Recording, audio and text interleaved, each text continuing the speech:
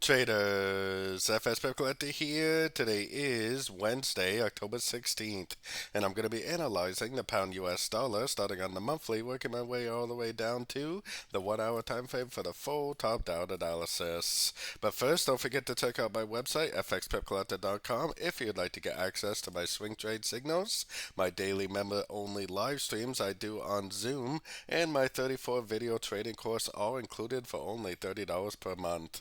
So anyways, on the pound dollar, we are getting pretty close to that point where we are getting an engulfing move and possibly a break of structure on the sort of time frames.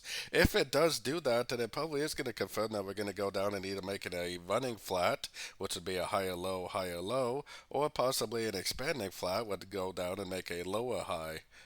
Either way, I do think that we may be getting to the point where we can confirm the move down. Heading down to the weekly time frame, we're right at that structure level that will help confirm whether this is really going down in a big way or not. Let's take it right down to the daily time frame. So we had pound inflation data, pound CPI news coming out today, and it was very, very negative for the pound, as you can see. We are right at the structure level that I've been watching. If it rejects this structure, turns back up and breaks structure, I definitely will look for longs. I do think the next move should be a correction to the move down, like either a wave B or 2, or this should either be a wave A or 1. On the other hand, if it actually just blows through here with momentum and breaks and holds below structure, I think that's what's going to tell us that this is not a wave 3, 4, 5, but it's actually like either a running flat, like I showed on the monthly, or an expanding flat. So let's take it right down to the 4 hour time frame.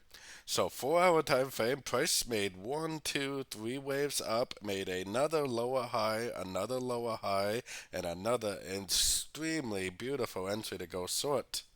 I know that it's really hard for people to continue to go short when it looks like the trend is almost over. But I'm telling you, the trend is your friend, and if you do trade with the trend, you are going to be making so much more money, and you're going to be so much more consistent. I can't even imagine how many people have been trying to go long right here and just losing and losing and losing.